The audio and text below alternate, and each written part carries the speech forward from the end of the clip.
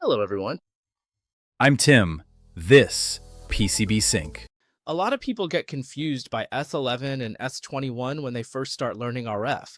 They look like a pair of complicated math terms, but actually, these parameters just describe a very simple problem.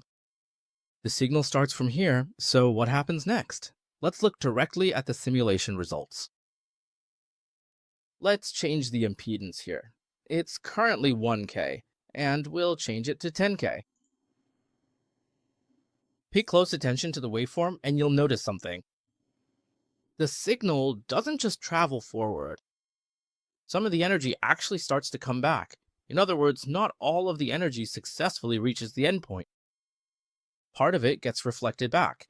Here, the green represents the signal being sent forward, and the red represents the signal coming back. This is one of the most common phenomena in RF reflection. If we keep increasing the impedance, this time we'll raise the load impedance to 50K. Let's see what happens. This way, even more energy will be reflected back.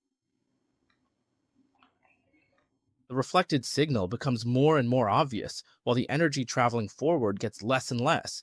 You can clearly see that impedance discontinuity causes reflection, and the greater the impedance difference, the more serious the reflection. Now, let's look at another simulation.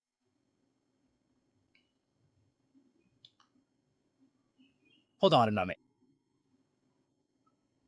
To describe these reflections, engineers have defined a parameter called S11. Actually, S11 isn't mysterious at all, it simply answers one question.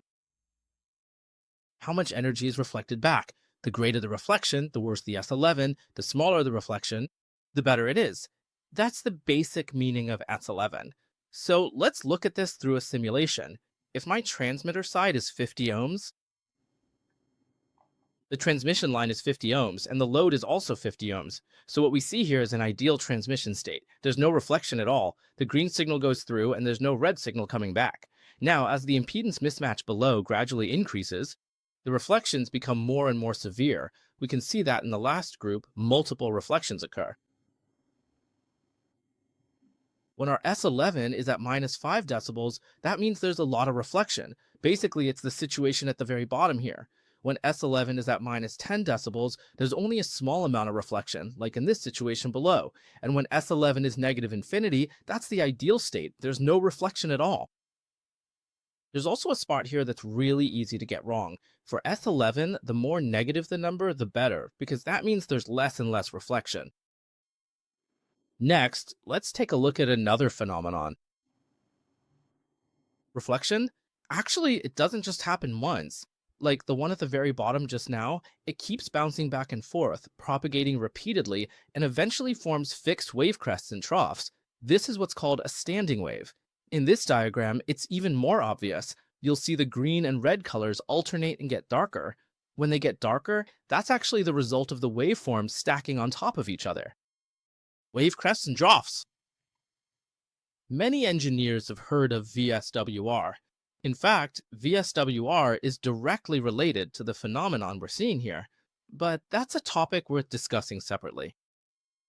For today, let's just remember this. The more severe the reflection, the more obvious the standing wave becomes. Earlier, we were always talking about the reflected signal. Now, let's take a look at the signal that successfully passes through. This is where S21 comes into play. S21 describes how much energy actually passes through the device. If S21 is close to 0 dB, it means that the vast majority of the energy has been successfully transmitted. If S21 drops, that means more and more energy is failing to reach the destination. Now, let's bring these concepts back to a real PCB. Many engineers, when working with RF for the first time, see that the board looks completely normal and passes all network connections.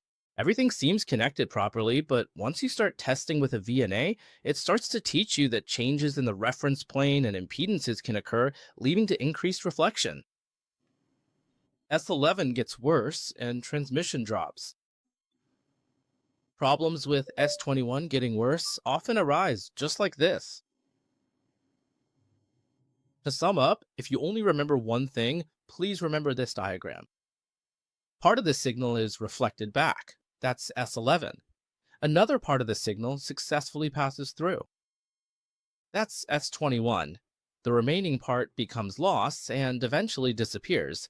So S parameters aren't mysterious, they simply tell you where the signal goes. S11 tells you how much comes back, S21 tells you how much goes through. That's the whole story. Thanks for watching.